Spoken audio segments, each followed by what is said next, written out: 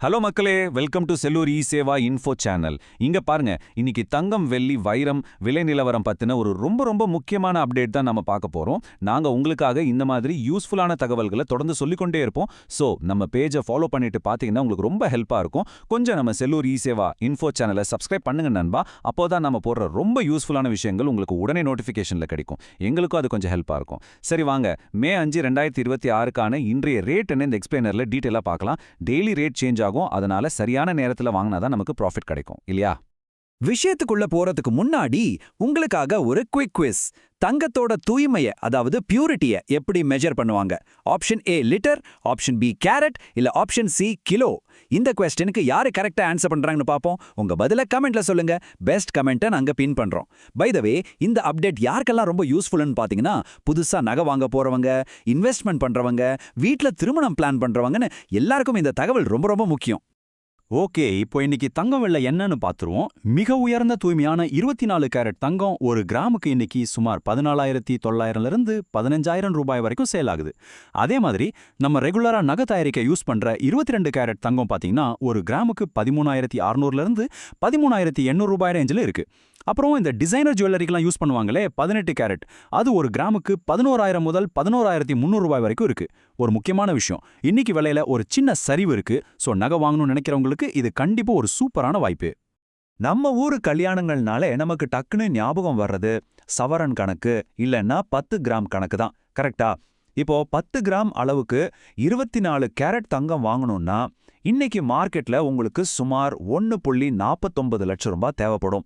அதுவே 22 கேரட் தங்கம்னா சுமார் 1.36 லட்சம் ரூபாய் ஆகுது. நகை எடுக்க பிளான் பண்றவங்க எக்ஸாக்டா இந்த ரேட்ஸை கண்டிப்பா மனசுல வச்சுக்கோங்க. பட்ஜெட் போடுறதுக்கு ரொம்பவே ஈஸியா இருக்கும். உங்களுக்கு ஒரு டவுட் வரலாம், இந்த விலையெல்லாம் டெய்லி எப்படி மாறுது, எதை வச்சு மாறுதுன்னு. இதுக்கு பின்னாடி சில முக்கியமான காரணங்கள் இருக்கு. அமெரிக்க டாலரோட மதிப்பு, குளோபல் மார்க்கெட் ட்ரெண்ட்ஸ், அப்புறம் பணவீக்கம்னு சொல்ற இன்ஃப்ளேஷன், இதெல்லாம் உலகளாவிய காரணங்கள். இது கூடவே நம்ம இந்தியாவில் இருக்கிற அதிகமான கல்யாண சீசன் மற்றும் விழாக்களோட டிமாண்ட், இந்த காம்பினேஷன் தான் தங்கத்தோட விலையை டெய்லி தீர்மானிக்குது. சரி, தங்கத்தை பத்தி பார்த்தாச்சு. அடுத்து நாம பார்க்க போறது நம்ம எல்லாருக்கும் பிடிச்ச வெள்ளி. இன்னைக்கு வெள்ளியோட விலை 1 கிராமுக்கு 255 ரூபாய். அதாவது 1 கிலோ வெள்ளி வாங்கினீங்கன்னா 2,55,000 ரூபாய் ஆகுது. இன்னைக்கு வெள்ளி விலையும் மார்க்கெட்ல கொஞ்சமா குறைஞ்சிருக்குங்க. தங்கத்தை விட விலை கம்மியா கிடைக்கிறதுனால சின்னதா இன்வெஸ்ட் பண்ணணும்னு நினைக்கிறவங்களுக்கு இது ஒரு சூப்பரான சாய்ஸ்.